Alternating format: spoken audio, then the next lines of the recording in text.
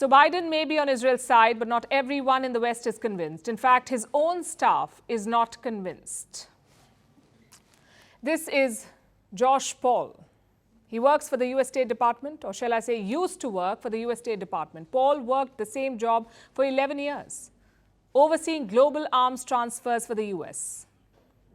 But yesterday he had enough. He resigned from his job. Do you know why? Because he did not agree with Biden's handling of the Israel-Hamas war.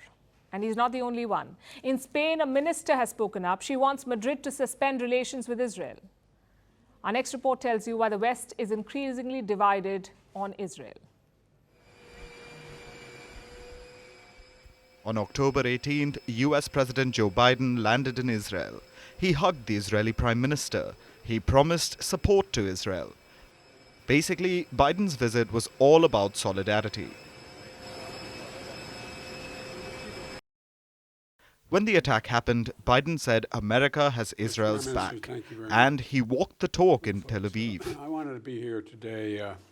So we know how Biden feels about Israel. But does his staff feel the same? Not really. A US State Department official's resignation letter echoes that emotion. It's a really long letter. But if there's one thing you should read from it, it's this, and I quote, "We cannot be both against occupation and for it. We cannot be both for freedom and against it. And we cannot be for a better world while contributing to one that's materially worse."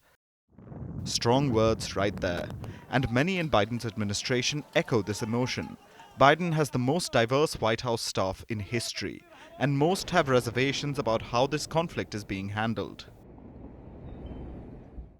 They may not be saying it aloud, but they feel stifled when it comes to discussing what's happening in Gaza. Several staffers across multiple agencies have raised concern. Some want to question Israel's conduct, but fear the backlash.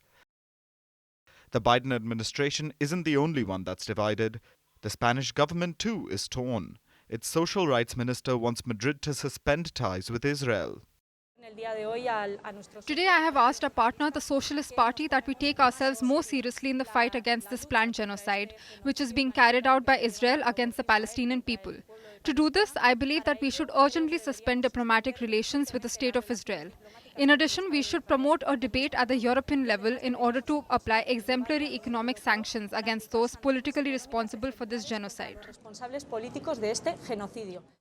Now, this Spanish minister's comments are very significant. You see, the West is trying to show a united front. At least the Quint is trying to show it. That's the US, Germany, France, Italy, and the UK. They're called the Quint. Biden, Sunak, and Scholz have already visited Israel. Macron plans to do it in the coming days. So they may be united, but when it comes to the rest of the West, they are divided on this. Last year, the war in Ukraine exposed fault lines in the world, the divide between the East and the West. This time, however, the West itself seems divided.